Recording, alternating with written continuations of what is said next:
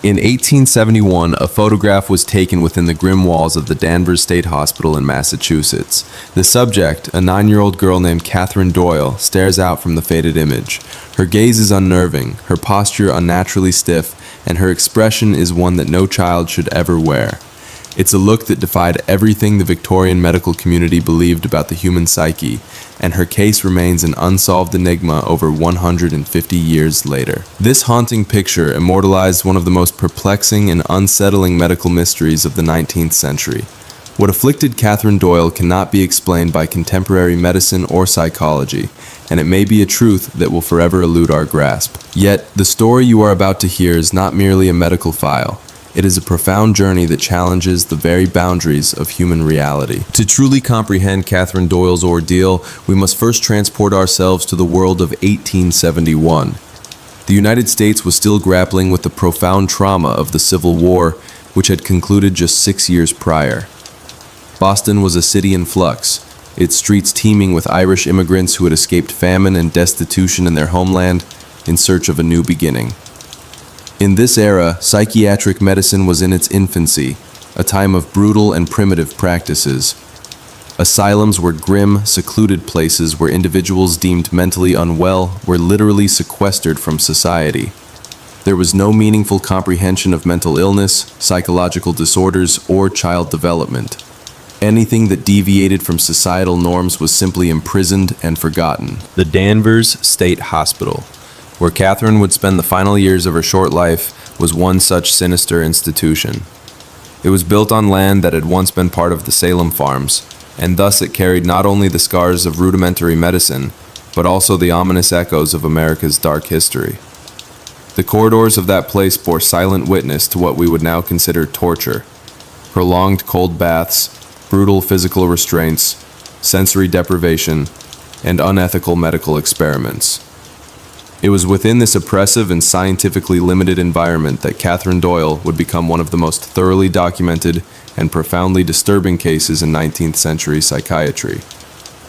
It's crucial to understand that the doctors of that time, no matter how good their intentions, simply lacked the conceptual framework or the technological tools to even begin to understand what they were witnessing. Catherine Doyle was born on March 15th, 1862, in the bustling heart of Boston. She was the daughter of Patrick and Mary Doyle, two Irish immigrants who had crossed the Atlantic in pursuit of a better life. Patrick earned a meager living as a longshoreman at Boston's busy port, loading and unloading ships that brought goods from every corner of the globe. Mary worked as a domestic servant in some of Beacon Hill's most affluent homes, cleaning and cooking for Boston's elite.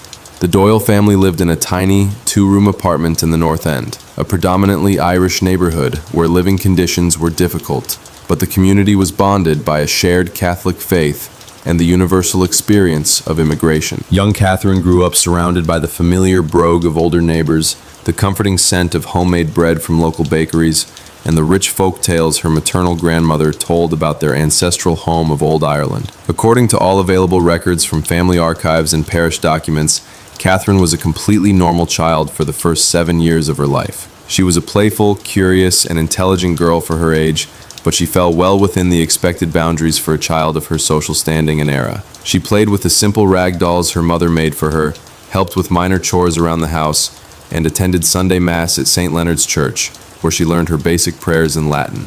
Her teachers at the parochial school described her as a diligent student, though not particularly gifted. She learned to read and write at a normal pace, took an interest in Bible stories, and interacted well with her peers. There was absolutely nothing in her behavior, development, or personality that hinted at the extraordinary events that were about to unfold.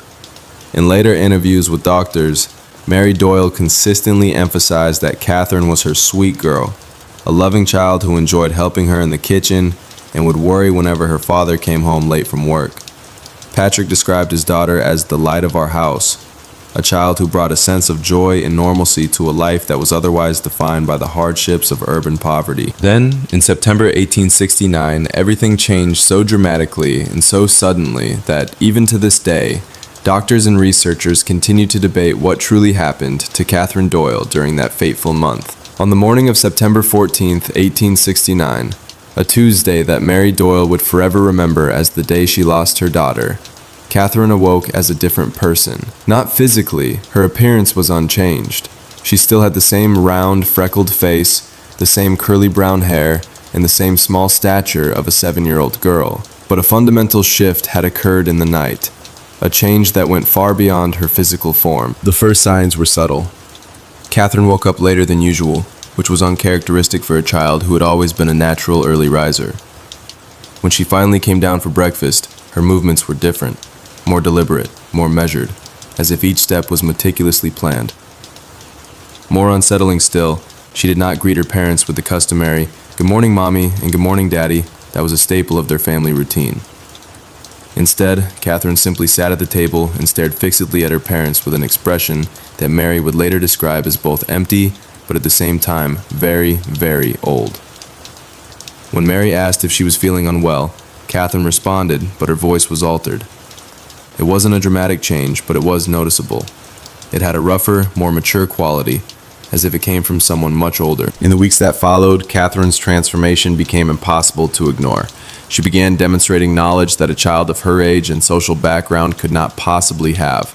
During family meals, she would make casual comments about historical events with impressive accuracy. She spoke about the American Revolutionary War as though she had lived through it herself, mentioning obscure details about specific battles that were not taught in the basic parochial school she attended. Even more disconcertingly, Catherine began displaying a familiarity with ancient Greek philosophy. She would quote Aristotle and Plato, not like a child who would memorize phrases, but like someone who truly comprehended complex philosophical concepts. When a confused Patrick asked where she had learned these things, Catherine just smiled, a smile her parents were beginning to dread, and replied that she had always known these things. Catherine's religious knowledge also expanded inexplicably. She began reciting entire passages from the Bible in Latin, not just the simple prayers she had learned in church, but obscure verses from the Old Testament that most priests needed to consult reference books to recall. When Father O'Brien from St. Leonard's Church tested her knowledge, he was stunned to discover that Catherine could discuss complex theology with the depth of an advanced seminary student. But perhaps the most disturbing of all was the intimate knowledge Catherine demonstrated about the people around her. She knew private secrets about neighbors and family acquaintances, information no one had ever shared with her. She would casually mention marital problems between local couples, confidential financial debts, and even moral indiscretions that supposedly no one knew about. While Catherine's impossible knowledge was already unsettling enough, it soon became clear that her transformation had much darker undertones. She began demonstrating a morbid fascination with death and suffering that was completely alien to the sweet personality she had shown during her first 7 years of life. Catherine started asking detailed questions about how people died, not the natural curiosity of a child about mortality, but specific and technical questions about methods of execution, medieval torture, and fatal diseases. She described with frightening accuracy the torture practices of the Spanish Inquisition, assassination methods from ancient cultures, and even Egyptian mummification techniques. Most alarmingly, Catherine seemed to take pleasure in these descriptions. Her eyes would gleam when she spoke about suffering, and she would smile in a way that sent chills down the spines of the adults around her. It was not the innocent smile of a child, but something calculated, almost sadistic. Catherine also developed a troubling relationship with physical pain. She began deliberately hurting herself, scratching her skin with her nails until she bled, biting her lips until they were raw, and hitting her head against walls hard enough to leave marks. Most terrifyingly, she showed no distress during these episodes of self-mutilation. On the contrary, she seemed to be in a state of ecstasy, as if physical pain brought her some kind of incomprehensible pleasure. Mary Doyle tried repeatedly to prevent these behaviors, but Catherine always found ways to continue harming herself. She used seemingly harmless objects, loose nails in the walls, pieces of broken glass, even kitchen utensils, to cut and scratch herself. When questioned about why she did this, she simply replied that she felt like it, or that something asked her to do it. Catherine's behavior towards animals also changed drastically. Before, she had been gentle with the stray cats that frequented the neighborhood and with the neighbor's dog. After the transformation, animals began actively avoiding her. Dogs would bark when she approached, cats would flee, and even birds seemed to avoid flying near her. When Mary asked why the animals acted so strangely, Catherine replied with that cold smile she had developed, "They know what I am now, Mommy. They're smarter than you." As the months passed, Catherine's case evolved beyond behavioral and intellectual changes. She began exhibiting physical capabilities that simply should not have been possible for a child of her age and physical constitution. The first notable manifestation was her disproportionate strength. Catherine, who had always been a small and physically normal girl, suddenly could break objects with surprising ease. During a fit of rage in December 1869, she snapped a solid oak chair in half using only her bare hands. Patrick, who worked with heavy wood at the port every day, examined the broken chair and was perplexed. The wood had been broken in a way that would require a considerable amount of force, far beyond what any child could generate. On another occasion, Catherine left permanent impressions of her fingers in the family's wooden kitchen table. These were not superficial scratches, but deep marks, as if her small fingers had the hardness and pressure of metal tools. Mary tried to sand the marks away, but they were too deep, remaining as a disturbing reminder of her daughter's inexplicable strength. Catherine also began demonstrating an abnormal physical resilience. She could hold uncomfortable positions for hours without showing any sign of fatigue or discomfort. Once, Mary found her standing in the center of the living room at 2 in the morning, completely motionless, staring fixedly at the wall. When questioned, Catherine said she had been in that position since dinner, more than 6 hours, without moving once. Catherine's resistance to cold was particularly impressive. During Boston's harsh winter of 1869 through 1870, she would frequently go outside wearing far less clothing than the weather required, seemingly impervious to temperatures that made other neighborhood residents shiver. On one memorable occasion, Patrick found her sleeping in the snow-covered backyard, wearing only her nightgown, showing no signs of hypothermia or discomfort. But perhaps the most unsettling physical manifestation was the change in Catherine's eyes. Several neighbors and family acquaintances began commenting that there was something wrong with her gaze. They described her eyes as having a hypnotic, almost predatory quality. People who looked directly at Catherine for a long time reported feeling dizzy, experiencing headaches, and an inexplicable sense of fear. Mary noticed that Catherine's eyes sometimes seemed to change color depending on the light or her mood. Normally brown, they would sometimes appear almost black, particularly during her most disturbing episodes. On some occasions, Mary swore she could see other shapes moving in the depths of Catherine's pupils, as if something else was looking out through her daughter's eyes. As Catherine's behavior became increasingly disturbing and inexplicable, Patrick and Mary Doyle did what any desperate parent would do. They sought help everywhere possible. As devout Catholics, their first recourse was the church. Father Timothy O'Brien of St. Leonard's Church had known Catherine since her birth. He had baptized her, supervised her first communion, and had always considered her one of the sweetest children in his parish. When the Doyles sought his help, he was initially hesitant to believe the stories they told. He thought it must be a difficult phase many children go through, exaggerated by the worried imaginations of loving parents. This perspective changed quickly when Father O'Brien met with Catherine personally. During a pastoral visit to the Doyles' home in January 1870, he tried to engage the girl in conversation about simple religious matters. To his shock, Catherine not only demonstrated extraordinary theological knowledge, but also began questioning the fundamental tenets of Catholic doctrine with sophisticated arguments he had rarely heard even from advanced seminarians. Even more disturbingly, Catherine demonstrated knowledge of intimate details about the priest's personal life that he had never shared with anyone. She mentioned sins from his past, doubts about his faith that he kept secret, and even specific events from his childhood in a small Irish town. When the shaken priest asked how she knew these things, Catherine just smiled and replied that she knew many things about many people. Convinced he was dealing with something beyond common medical understanding, Father O'Brien decided to perform an exorcism. The ritual was conducted at the Doyles' house on a night in February 1870, with only the family and an elderly deacon present. What happened during this ceremony was so disturbing that Father O'Brien never spoke publicly about it, mentioning only in his personal diaries, discovered decades later, that it was the most terrifying experience of my entire priestly life. During the exorcism, Catherine did not react as religious manuals suggested a possessed person should. She showed no agony, did not writhe, did not scream or blaspheme. Instead, she laughed. A loud, echoing laugh that seemed to come from multiple voices simultaneously. And then, to the priest's absolute horror, she began reciting the exorcism ritual along with him, word for word, in perfect Latin, anticipating each line before he even spoke it. After the failed exorcism, the Doyles turned to medicine, hoping that science could offer the explanations that religion had failed to provide.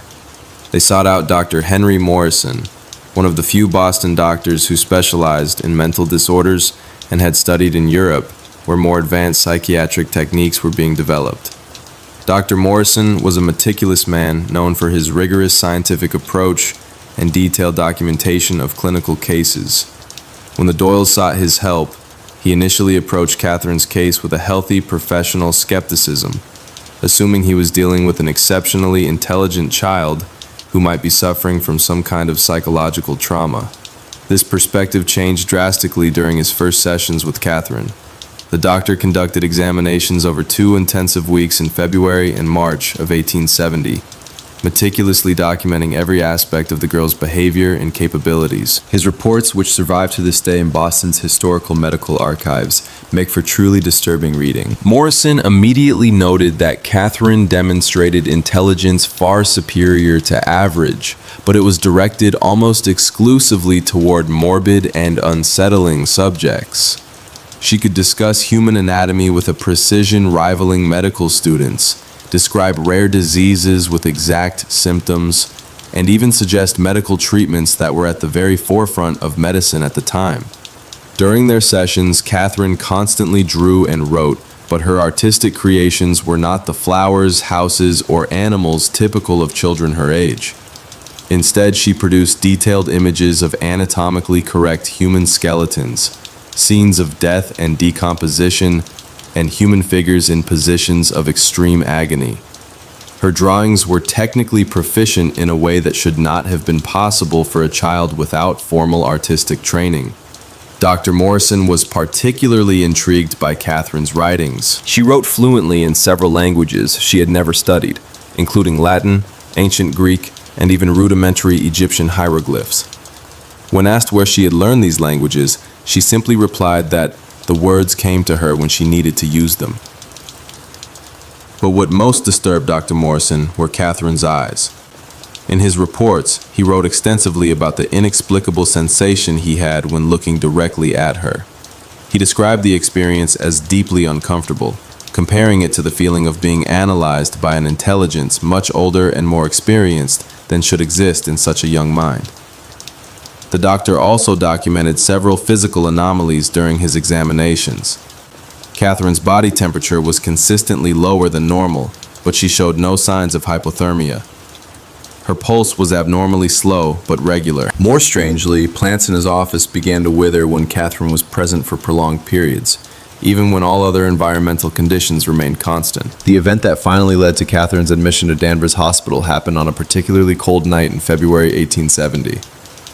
It was an incident so bizarre and inexplicable that it convinced even the most skeptical that Catherine needed immediate specialized medical care.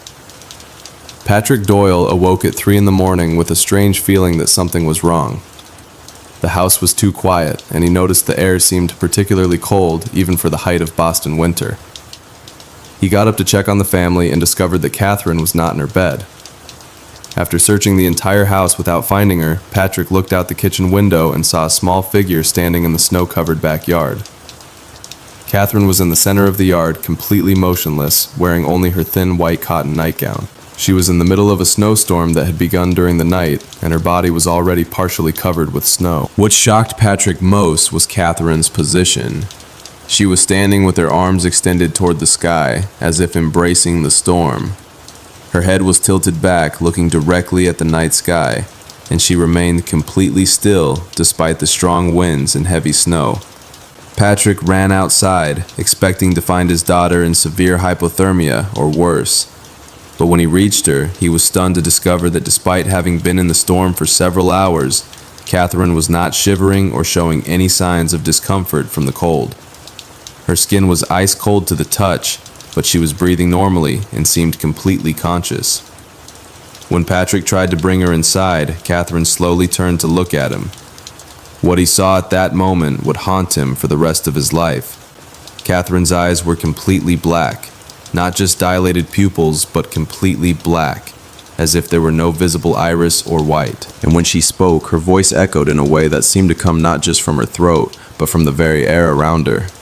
She looked directly at Patrick with those impossible black eyes and said words he would repeat to doctors for the rest of his life. "The stars are almost aligned, Father, and when they meet in the correct position, you'll finally understand that Catherine never really existed.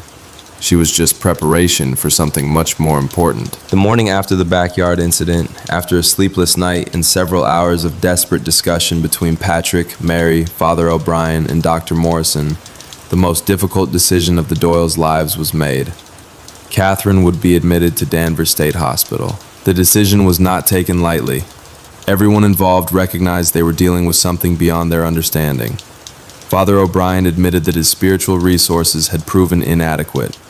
Dr. Morrison confessed he had never seen a similar case and needed the infrastructure and resources of a specialized institution to have any hope of understanding Catherine's condition. For Patrick and Mary, surrendering their only daughter to medical authorities was a decision that emotionally destroyed them. But they recognized that Catherine represented a danger not only to herself, but potentially to others. Her demonstrations of unnatural strength, impossible knowledge, and increasingly disturbing behaviors created an unsustainable situation. Danvers Hospital was chosen because it was considered one of New England's most advanced institutions for treating mental disorders. Under the direction of Dr. Elias Hartwell, the hospital had implemented some of the most modern techniques of European psychiatry and had resources for extensive medical documentation. On the morning of March 15, 1870, exactly 1 year after her 8th birthday, Catherine was taken from her Boston home to Danvers Hospital. She cooperated completely with the process, demonstrating a strange understanding of the situation that was far beyond her apparent age. During the carriage ride to Danvers, Catherine remained silent most of the time, looking out the window with that ancient expression that had become her defining characteristic. Only once did she speak, turning to Dr. Morrison, who was accompanying her, and said, "You're going to try to photograph me, aren't you, doctor? It will be interesting to see what your camera can capture." Danvers State Hospital was an imposing and menacing institution built in the Gothic Revival style that dominated institutional architecture of the era. Perched on hills that offered a panoramic view of the Massachusetts countryside, the main building stretched for more than a kilometer, with its pointed towers and arched windows creating a silhouette more reminiscent of a medieval castle than a modern hospital. The institution had been constructed following the principles of moral treatment, a psychiatric philosophy that promised to cure patients through structured routines, therapeutic work, and a controlled environment. In theory, it was a revolutionary and humane approach to mental illness treatment. In practice, Danvers Hospital had become a repository for people society considered incurable or too dangerous to live in freedom. When Catherine arrived in March 1870, the hospital housed more than 600 patients in conditions we would consider deplorable today. The long, dark corridors constantly echoed with unsettling sounds. Screams from patients in crisis, the metallic jangle of keys and chains, and the constant murmur of incoherent conversations. A strong disinfectant smell tried unsuccessfully to mask the odors of urine, sweat, and human despair. The institution's chief physician, Dr. Elias Hartwell, was a 52-year-old man who had dedicated his life to studying mental disorders. A graduate of Harvard University who had briefly studied in Paris with some of the pioneers of European psychiatry, Hartwell considered himself a progressive scientist, determined to apply rigorous observation and documentation methods to advance medical knowledge about the human mind. When Catherine was brought to his office for the mandatory initial examination, Hartwell expected to find another case of childhood hysteria or perhaps some kind of developmental disorder. He had read Dr. Morrison's reports but maintained a healthy professional skepticism about the more extraordinary claims contained in those documents. This perspective changed drastically in the first minutes of his interaction with Catherine. When she entered his office, accompanied by a nurse and still wearing the simple dress she had worn on the trip from Boston, She didn't demonstrate the anxiety, confusion, or fear typical of new patients, especially children. Instead, she examined the office with calculating eyes, as if evaluating not just the environment, but Dr. Hartwell himself. Before Hartwell could even begin his routine examination, Catherine surprised him by mentioning specific details about 3 patients who had recently died at the hospital. She knew their full names, their exact dates of death, and, most disturbingly, intimate details about the circumstances that had led to their deaths. Information contained only in confidential medical files to which she could not have had access. Even more shockingly, Catherine demonstrated knowledge of personal secrets about Dr. Hartwell himself that he had never shared with anyone. She mentioned specific events from his childhood, controversial professional decisions he had made, and even aspects of his married life that had caused problems in his marriage. When Hartwell, visibly shaken, asked how she could know these things, Catherine simply smiled with that cold smile that had become her trademark, and replied that she had ways of knowing things about interesting people. Initially, Catherine was placed in the hospital's pediatric ward, a relatively small section that housed about 20 children with various mental disorders.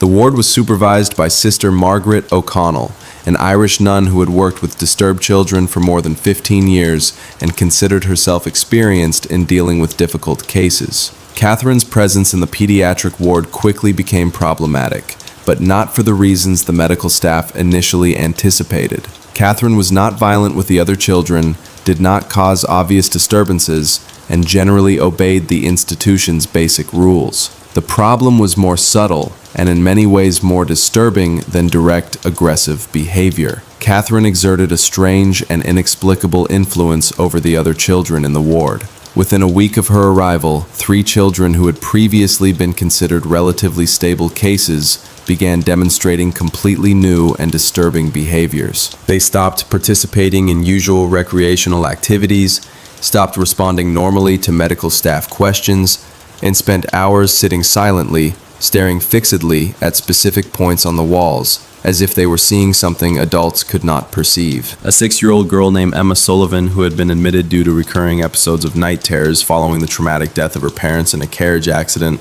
began talking obsessively about a shadowy figure she insisted was always present in the ward. Emma described this entity with consistent and specific details. A very tall woman dressed completely in black with long dark hair that seemed to move even when there was no wind, and eyes she described as dark holes where there should be light. Most disturbing was that all the children who began demonstrating these strange behaviors described exactly the same figure. Same height, same appearance, same specific details about clothing and physical characteristics, as if they were all seeing precisely the same thing, something invisible to adults but perfectly real to them. Sister Margaret initially tried to dismiss these visions as collective hysteria or exaggerated childhood imagination, but her concern increased when she realized these children also began demonstrating knowledge they should not possess. They spoke about events from Catherine's life before her admission, mentioned specific conversations she had had with her parents, and even described details about the Doyle family home in Boston, places none of them had ever visited. A 9-year-old boy named Timothy Chen, the son of Chinese immigrants who had been admitted due to episodes of selective mutism, suddenly began speaking fluently about Catherine's childhood in Ireland, including stories about relatives who had died before she was born. How could Timothy know this intimate information about an Irish-American family? How could any of these children have access to these personal details? The situation became even more alarming when the children began acting in a coordinated manner, as if following invisible instructions. They moved through the ward corridors in specific formations, sat in particular geometric configurations during meals, and sometimes spoke in unison, reciting words and languages none of them had studied. Dr. Hartwell, observing these developments with growing concern, began to suspect that Catherine was somehow influencing the behavior of other children through methods he could not understand or detect. His detailed observations documented behavioral patterns that defied conventional psychological explanations. After 6 weeks of careful observation, Dr. Hartwell made the difficult decision to transfer Catherine to an individual room in the hospital's isolation section. The decision was not motivated by violent or disruptive behavior on her part, but by the inexplicable influence she exerted on other children and the need to study her case in a more controlled manner. The isolation room designated for Catherine was located on the 3rd floor of the hospital's east wing, away from main activity areas.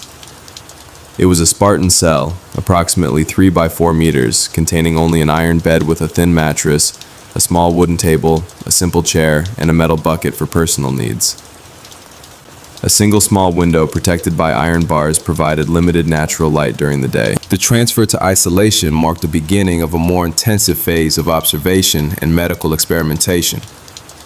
Dr. Hartwell was determined to understand the nature of Catherine's condition and, if possible, document it in a way that could significantly contribute to scientific knowledge about rare mental disorders. Daily therapy sessions with Catherine quickly took on an unusual character. Instead of her responding passively to the doctor's questions like a typical patient, Catherine frequently took control of conversations, directing them toward territories that made Hartwell deeply uncomfortable.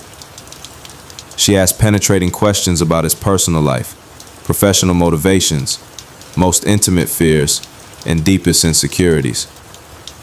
Catherine demonstrated an unsettling ability to identify people's psychological vulnerabilities and exploit them with surgical precision.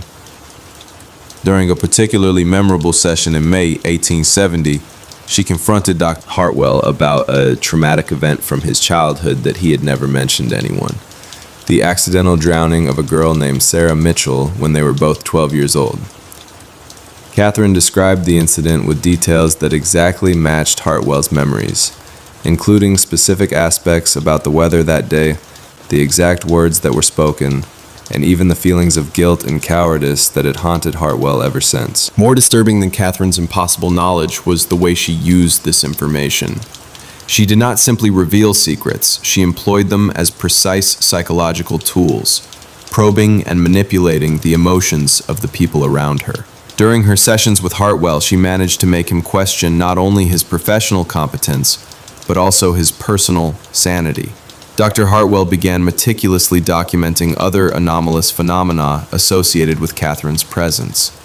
The temperature of her room was consistently lower than the rest of the hospital, a difference of 4 to 6 degrees Celsius that persisted even when the heating system worked perfectly and all other environmental conditions remained constant. Plants placed near her window would wither and die within days, regardless of the care they received. Even stranger, several medical staff members reported disturbing experiences when spending long periods near Catherine's room. Nurses reported severe headaches, inexplicable sensations of nausea, and vivid nightmares that began only after they started working in her section. 2 guards requested transfers to other areas of the hospital after reporting constant sensations of being watched, even when Catherine was clearly sleeping. During the summer and fall of 1870, Dr. Hartwell implemented an experimental study program with Catherine that went far beyond the standard medical protocols of the era. He was convinced her case represented a unique opportunity to significantly advance medical understanding of the nature of the human mind and its potential capabilities. The experiments included extensive tests of memory, linguistic capacity, general knowledge, and cognitive abilities. Catherine was subjected to evaluations normally applied only to highly educated adults, including complex logic tests, philosophical analysis, and detailed historical knowledge. In all these tests, she demonstrated capabilities far beyond what should be possible for a child of her age and educational background. Dr. Hartwell also conducted experiments to try to understand the source of Catherine's impossible knowledge. He presented her with photographs of people she could never have known, obscure historical documents, and even texts in dead languages. In each case, Catherine demonstrated a surprising familiarity with the presented material, providing specific details she could not have learned through conventional means. A particularly revealing experiment involved presenting Catherine with a photograph of an unknown man who had died 10 years earlier in a distant city. Without any contextual information, she was able to provide the man's full name, details about his family, the specific cause of his death, and even information about his personal habits and personality. When Hartwell subsequently investigated, he discovered that all the information provided by Catherine was completely accurate. During these experiments, Catherine also began demonstrating what Hartwell described as premonitory capabilities. She made specific predictions about future events that invariably came true with disturbing accuracy. She predicted the death of 3 specific patients in the hospital, mentioning not only when they would die, but also the exact circumstances of their deaths. In all cases, her predictions proved completely accurate. Although Catherine's mental and supernatural capabilities seemed to be intensifying over time, Her physical condition began to deteriorate worryingly during the winter of 1870 to 1871. The deterioration did not follow recognizable medical patterns and seemed connected somehow to the anomalous manifestations she demonstrated. Catherine began losing weight dramatically despite maintaining an apparently normal appetite. Her skin became pale and almost translucent, with bluish veins becoming clearly visible through the epidermis. Her hair began to darken and become thicker, assuming an almost abnormal quality that resembled animal fur more than human hair. More disturbingly, Catherine began demonstrating periods of complete physical rigidity that lasted for several hours. During these episodes, she remained completely motionless, like a statue, without responding to external stimuli. Her breathing and heartbeat continued normally, but she did not blink, move, or respond when spoken to. Dr. Hartwell discovered that these periods of rigidity coincided with the most intense supernatural manifestations. During these moments, the room temperature dropped drastically. Objects moved more frequently and intensely, and several medical staff members reported strange physical sensations. Dizziness, nausea, and the unsettling feeling that something invisible was present in the room. Catherine also began speaking during these periods of rigidity, but her voice assumed qualities clearly different from her normal speech. Sometimes she spoke with multiple voices simultaneously, creating an impossible harmonic effect that made listeners feel dizzy. Other times her voice assumed timbres and intonations that were clearly adult, as if other personalities were speaking through her. During these episodes, Catherine revealed even more specific and impossible information about people and events. She described in precise detail historical events that had occurred centuries before her birth, spoke about people who had died decades ago as if she knew them personally, and even made predictions about future events that invariably came true. Catherine's predictions became particularly accurate and disturbing during this period. She predicted the specific deaths of important politicians, natural disasters with exact dates and locations, and even personal events in the lives of medical staff members. All her predictions came true exactly as she had described. In May 1871, after more than a year of studying Catherine, Dr. Hartwell made a decision that would forever change our understanding of her case. He decided to photograph her as part of his medical documentation. The decision was not taken lightly. Hartwell had noticed that Catherine seemed literally different to different people, depending on who observed her and when.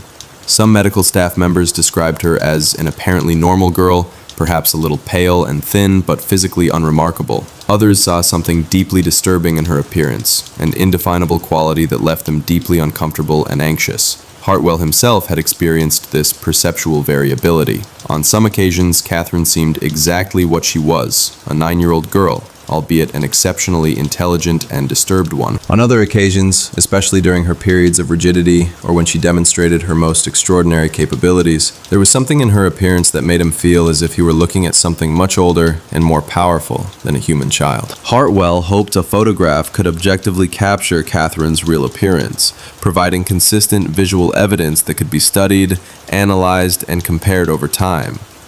He also hoped the photograph might reveal details about her condition that were not obvious during direct observation. Medical photography was a relatively new practice at the time, but was becoming an important tool for documenting psychiatric cases. Several pioneering hospitals were using photography to create visual records of patients, both for identification purposes and for studying the correlation between physical appearance and mental conditions. Dr. Hartwell contacted James Thornton, a photographer specializing in medical portraits who had worked with several psychiatric institutions in the Boston area. Thornton was known for his professional discretion, precise technique, and experience dealing with patients in various mental and physical states. When Hartwell explained the nature of the case to Thornton, the photographer initially showed a scientific interest in the challenge. He had photographed hundreds of psychiatric patients throughout his career and was accustomed to unusual situations. Thornton agreed to conduct the photographic session under controlled conditions, using specific equipment that would allow for the capture of fine details and nuances in the subject's appearance. The photography session was scheduled for the morning of June 15, 1871, exactly 15 months after Catherine's arrival at the hospital. Dr. Hartwell chose a Thursday morning because he had observed that Catherine was generally calmer and more cooperative during the early hours of the day. James Thornton arrived at the hospital at 9 in the morning, bringing his heavy photographic equipment. A large format camera, a sturdy tripod, glass plates for image capture, and all the chemical apparatus necessary to process the photographs on site. He had photographed many psychiatric patients before and was prepared for the usual challenges of agitation, lack of cooperation, or unpredictable behaviors. When Thornton was taken to Catherine's room, however, he immediately noticed something different about this session. The quality of light in the room seemed strange, even considering the window's orientation and the time of day. There was a kind of subtle penumbra that seemed to concentrate around Catherine, as if natural light was somehow being absorbed or distorted in her presence. Catherine was sitting in her usual chair, wearing a simple gray cotton dress that was the standard uniform for female patients at the hospital.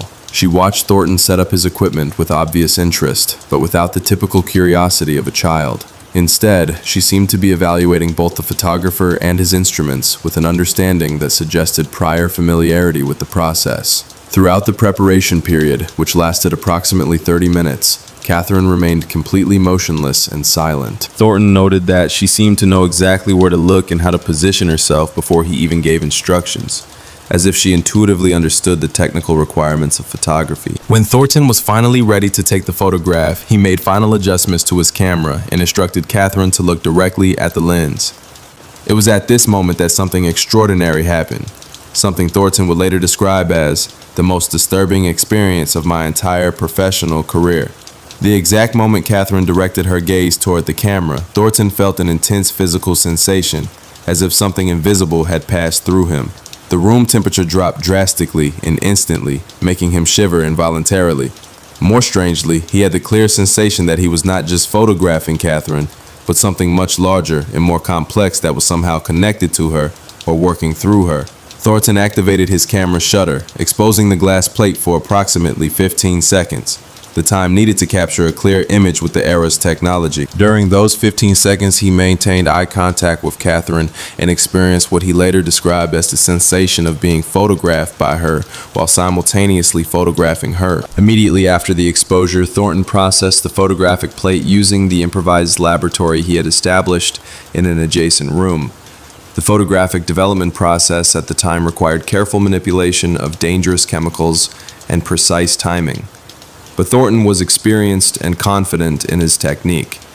However, from the moment he began processing the glass plate, he knew something was abnormal. The chemicals reacted strangely, producing patterns and textures he had never seen before in decades of photographic work. The image seemed to emerge on the plate irregularly, with some areas developing very quickly while others remained stubbornly dark. When the photograph was finally completely developed, both Thornton and Dr. Hartwell fell silent for several minutes, trying to process what they were seeing. The image that emerged from the photographic plate was simultaneously exactly what they expected and completely different from anything they could have anticipated. Catherine appeared in the photograph, seated in the exact position where she had been during the session, wearing the same clothes in the same room. All the basic physical details were present and correct, but there was something in the image that was deeply disturbing, something that defied rational explanation. Catherine's eyes in the photograph seemed to be looking directly at whoever observed the image, regardless of the viewing angle. More strangely, they seemed to have an impossible depth, as if the photograph had captured not just the surface of her eyes, but infinite layers behind them. Observers reported the sensation that they could fall into those eyes if they looked too long. Catherine's expression in the photograph was also disconcerting. It was not exactly the expression she had maintained during the session, nor was it completely different. It was as if the camera had captured an expression that was slightly out of phase with reality, revealing something that was present but normally invisible. More disturbingly, as Thornton and Hartwell examined the photograph more closely, they began noticing details that should not be present. There were shadows in the image that did not correspond to the actual room lighting during the session. Vague and indistinct shapes seemed to move at the photograph's edges, as if other presences had been captured in the image along with Catherine. Catherine's photograph quickly became an object of intense fascination and debate among the medical staff at Danvers Hospital. Dr. Hartwell convened a special meeting with all the institution's senior physicians to examine the image and discuss its implications for the case. Dr. William Foster, the hospital's second most experienced physician, initially suggested that the anomalies in the photograph were the result of technical defects in the equipment or development process. He argued that the unusual lighting conditions in Catherine's room, combined with possible problems in the photographic chemicals, could have created visual distortions that gave the image its disturbing quality. However, this theory was quickly discarded when James Thornton returned to the hospital to take control photographs using the same equipment, same chemicals, and even the same room. The control images came out perfectly normal without any of the anomalies present in Catherine's photograph. Dr. Margaret Sinclair, one of the few female doctors working in psychiatry at the time, proposed a more radical theory. She suggested that Catherine might be suffering from an extremely rare neurological condition that affected not only her mind, but also her physical interaction with the surrounding environment. Sinclair had read about European cases of patients who supposedly demonstrated telekinetic capabilities during severe psychotic episodes. This theory gained additional credibility when the medical staff systematically reviewed all documented phenomena associated with Catherine: object movements without physical contact, temperature fluctuations, and effects on plants and other people. Sinclair argued that an unknown neurological condition could theoretically produce anomalous bioelectric fields that would cause these effects. Dr. Hartwell, although intrigued by Sinclair's theory, maintained a healthy scientific skepticism. He proposed a series of controlled experiments to test the hypothesis that Catherine might be producing some kind of measurable physical energy. These experiments would include precise measurements of temperature, magnetic fields, and even attempts to photograph supposed energy fields using experimental techniques. The medical debate about Catherine's case intensified when copies of her photograph were sent to other specialists in Boston, New York, and even European doctors who were at the forefront of psychiatric research. The responses were uniformly disturbing. All consulted specialists agreed that the image showed anomalies they had never seen before in decades of work with medical photography. Dr. Hinrich Zimmermann, a German psychiatrist famous for his studies on hysteria and dissociation, wrote a detailed letter after examining the photograph. He suggested that Catherine might be suffering from an extreme form of multiple personality disorder, where different personalities not only coexisted in her mind, but somehow affected her physical appearance in ways the camera could detect, but the human eye could not. After the June 1871 photography session, Catherine's condition deteriorated rapidly in a way that surprised even Dr. Hartwell, who had observed her gradual decline during previous months. It was as if the process of being photographed had catalyzed fundamental changes in her physical and mental state. Catherine began spending increasingly longer periods in states of catatonic rigidity. These episodes, which previously lasted a few hours, now extended for entire days. During these periods, she remained completely motionless, not responding to any external stimuli, but clearly aware of what was happening around her. Her eyes remained open and alert, tracking movement and focusing on specific people, but she did not speak or move voluntarily. More disturbingly, during these prolonged catatonic states, the supernatural phenomena around Catherine intensified dramatically. Her room temperature frequently dropped to levels that formed ice on the windows, even during hot summer months. Objects moved with greater frequency and violence, sometimes being hurled across the room with enough force to damage walls and furniture. Medical staff members began reporting increasingly disturbing experiences when entering Catherine's room. Several reported hearing voices whispering in unknown languages, seeing shadowy figures moving in their peripheral vision, and experiencing intense physical sensations like severe nausea and debilitating vertigo. In August 1871, Sister Margaret O'Connell, who had worked courageously with Catherine for months, requested a permanent transfer to another part of the hospital. In her transfer request letter, she wrote, "I can no longer in good conscience continue working near that child. Whatever is happening to her is spreading beyond her room, and I fear for all our safety." Catherine's physical deterioration also accelerated after the photograph. She lost weight drastically, reaching the point where she appeared almost skeletal. Her skin became translucent to the point where veins and tendons were clearly visible through the epidermis. Her hair darkened completely, becoming black as coal, and grew rapidly to reach an abnormal length. In September 1871, Catherine entered her final catatonic state. She remained completely motionless for 6 consecutive weeks, not eating, not drinking, not speaking. Medically, she should have died of dehydration within days, but somehow she continued living, maintaining basic bodily functions through means Dr. Hartwell could not explain. During these final weeks, Catherine remained conscious and alert, her eyes following people around the room and occasionally focusing intensely on specific points, as if she were seeing something others could not perceive. Sometimes her lips moved slightly, as if whispering to someone invisible. Catherine Doyle died on the morning of November 2nd, 1871, at 9 years old. Dr. Hartwell was present and reported that her death was strangely peaceful. She simply closed her eyes during one of the rare moments when supernatural phenomena in her room had ceased and stopped breathing. At the exact moment of her death, the room temperature rose abruptly to normal levels for the first time in months. Catherine's death did not bring an end to the mysteries associated with her case. On the contrary, it revealed even more disturbing aspects that would challenge doctors and researchers for decades to come. Catherine's autopsy, conducted by Dr. Hartwell and a colleague from Boston, revealed physical anomalies they had never seen before. Her internal organs were in perfect condition, with no signs of diseases or deterioration that would normally cause death. Her brain, when examined, showed neural development patterns that were completely atypical. Some areas were developed far beyond what would be normal for her age, while others remained in an almost embryonic state. More strangely, Catherine's body did not decompose in the expected manner after death. Even without chemical preservation, it remained in a remarkable state of preservation for weeks, as if normal decomposition processes had been suspended or dramatically slowed. When Catherine was finally buried in the hospital cemetery, several strange phenomena were reported around her grave. Plants refused to grow in the earth directly over her tomb.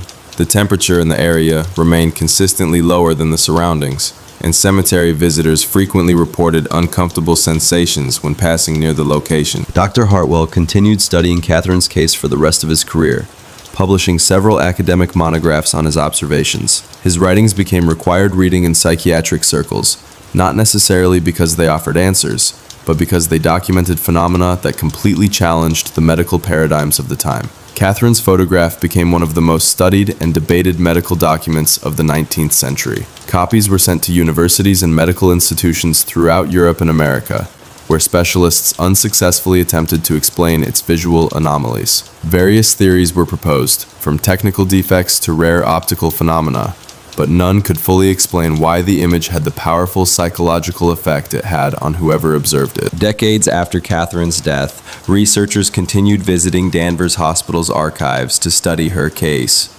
Dr. Hartwell's detailed medical reports provided a wealth of information about a case that seemed to defy conventional medical classification. In 1923, more than 50 years after Catherine's death, the famous psychologist Carl Jung examined her photograph and associated medical records. Jung proposed that Catherine might have been an extreme example of what he called synchronicity, events that are meaningfully but not causally connected.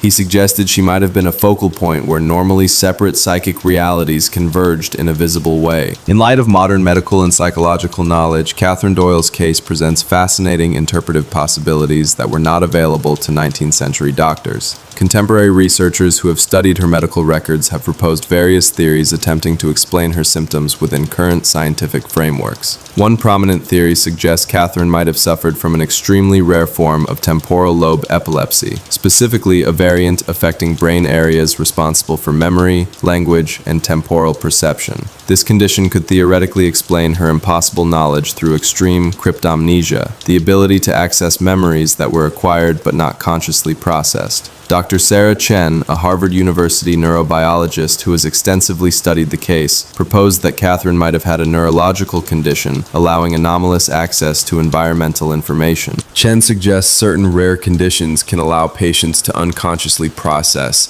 subtle sensory cues, creating the impression of supernatural knowledge when they're actually interpreting micro-expressions, odors, and other environmental signals with extraordinary precision. Another modern theory focuses on the possibility of extreme savant syndrome combined with severe dissociation. Some researchers suggest Catherine might have developed multiple personalities, each with access to different sets of abilities and knowledge. This theory would explain her ability to speak languages she never studied and demonstrate specialized knowledge in diverse areas.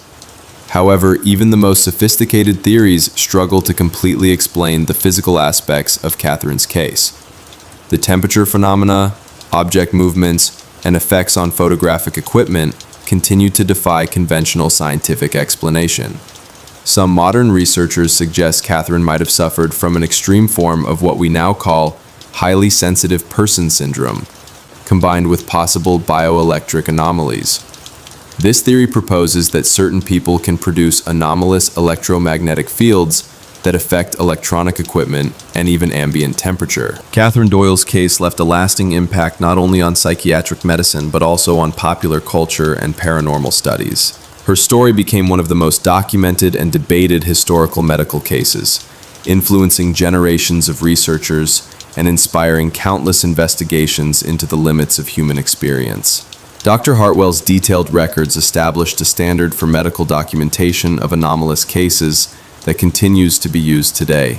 His meticulous and scientific approach to phenomena that defy conventional explanation influenced how modern researchers approach similar cases. More than 150 years after her death, Catherine Doyle continues to be an enigma that challenges our understanding of the limits of human experience. Her case represents a fascinating intersection between medicine, psychology, and phenomena that may be beyond our current capacity for explanation. What makes Catherine's case particularly compelling isn't just the extraordinary nature of her symptoms, but the exceptionally high quality of medical documentation. Dr. Hartwell and his team created a detailed and scientifically rigorous record that allows modern researchers to examine the case with conceptual and analytical tools that were not available in the 19th century. When we look at Catherine's photograph today, we continue to see what the doctors of the time saw. An image that is simultaneously familiar and deeply disturbing.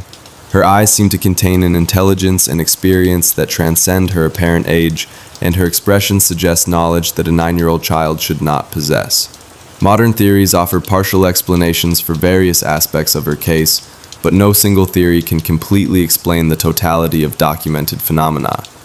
This does not necessarily mean we must resort to supernatural explanations, but it suggests our current understanding of neurology, psychology, and physics may still be inadequate for extreme cases like Catherine's. Catherine's case reminds us that human experience can be much more complex and mysterious than our current scientific models can explain. It challenges our tendency to categorize and explain everything within familiar frameworks, and invites us to maintain an open mind about the possibilities of experiences that transcend our normal understanding. Perhaps the most important aspect of Catherine's case is what it teaches us about the importance of careful documentation and rigorous observation of anomalous phenomena. Dr. Hartwell and his team didn't try to prematurely explain what they were observing, but concentrated on meticulously documenting all aspects of the case. This approach created a valuable historical record that continues to inform modern research. Catherine's photograph remains as a visual testimony to one of the most extraordinary medical cases ever documented.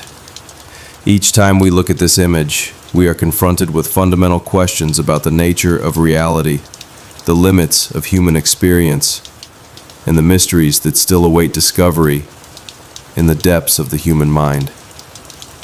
Catherine Doyle lived only 9 years, but her legacy continues to challenge and inspire researchers more than a century after her death. Her story reminds us that the world still contains profound mysteries, and that some questions may be more important than their answers. If you are fascinated by Catherine Doyle's story and want to know more about cases like this, historical medical mysteries that defy explanation, old photographs that hold disturbing secrets, and macabre stories that medicine tried to explain but never fully understood, then subscribe to the channel. We have dozens of similar cases waiting to be explored.